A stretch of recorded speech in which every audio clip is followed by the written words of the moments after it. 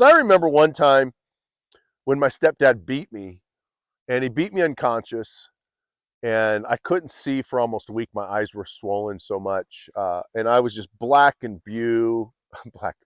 I was just black and blue and heavily bruised.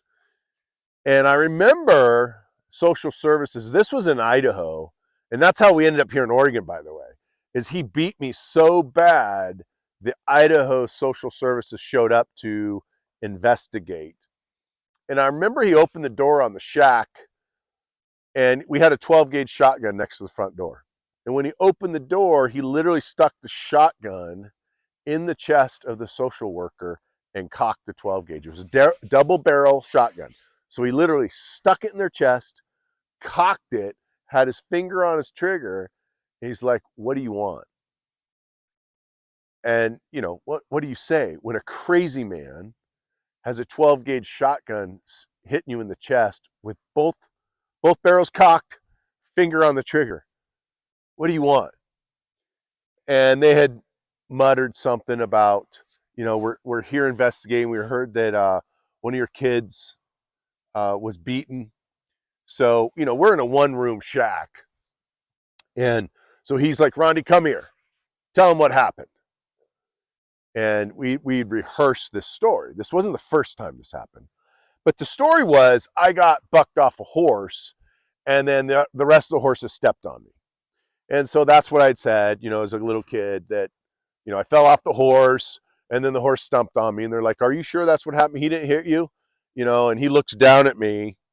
I'm like, of course he didn't hit me, because if I said he hit me, a couple things are going to happen. One, he's going to kill him. Or two, they leave, and then he kills me. So, you know, this is how I learned how to lie as a little kid, was from him. The God-fearing, honest man that beat us taught us to lie to the authorities, because it was okay to lie to the authorities, just don't lie to him. So that's how we ended up here in Oregon in the first place, is because they left.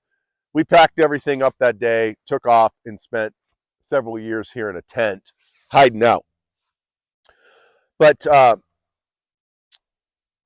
really what that comes down to, what I was thinking about as I was walking up, it's a mile from the hill, and you can see it's, or from the road down there. You can see it's fairly steep. And I was breathing pretty hard when I got up here, and I'm in pretty good shape. My heart rate was going.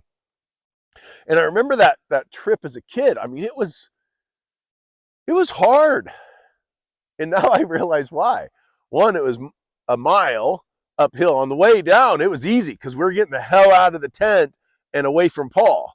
So on the way down, it was an easy. But on the way home, it was a long, long trip. And even though it only took a few minutes, maybe 15 minutes, in our minds, it was hours, because we knew when the bus stopped and kicked us off the bus, and we had to walk sometimes through snow, feet of snow, because it gets about 20 feet of snow here, 240 inches. And we'd have to walk through the snow with, you know, bread sacks on our feet so our socks didn't get wet, which that didn't really work, but we tried. But knowing that when we got back to our tent, we're going to be freezing cold, eating garbage, literally garbage. And then, because that's where we got our food, was out of a dumpster. And then at any moment, Paul could snap and beat one of us, or beat all of us. Or, worse yet, torture one of our animals in an attempt to prove to us, teach us a lesson that we shouldn't be late. Because if we weren't home to our tent by a certain time, the beatings would start. And so it was just a little emotional walking up here. But it reminded me of something. And here it is. You can let your childhood, your traumatic childhood, your childhood trauma, do one of two things. One, it can make you a victim.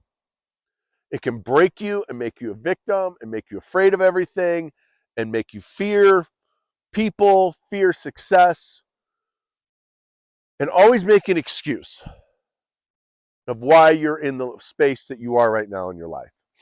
Or two, you can make you a champion, a survivor, a riser. See, if you take the latter and you choose to be a riser, choose to be a champion, you can take that childhood trauma and make you tougher. It doesn't need to make you weaker. It's all up here.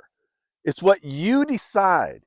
It's either you're going to be a victim or you're going to be a champion.